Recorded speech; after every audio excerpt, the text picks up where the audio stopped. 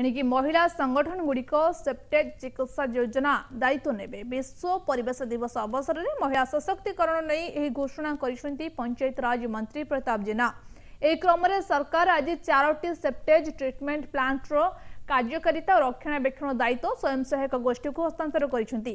पंचायत राज मंत्री अध्यक्षतार अनुष्ठित एक कार्यक्रम में एने एक चुक्तिनामा स्वाक्षरित होईछि।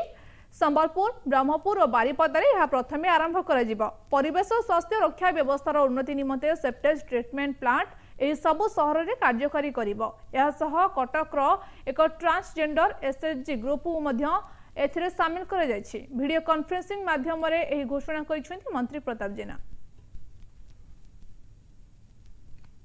विश्व परिवेश दिवस रे आमे 3 गोटी म्युनिसिपल कॉर्पोरेशन संबलपुर, ब्रह्मपुर, कटक एवं गोटे म्युनिसिपल बारिपदा सहित एमओ करिछु, जो थिरे कि सेप्टेज ट्रीटमेंट प्लांट जो यही 4 गोटी सहर रे सेप्टेज ट्रीटमेंट प्लांट जार परिचालनार दायित्व एसएचजी ग्रुप बहन करिवे।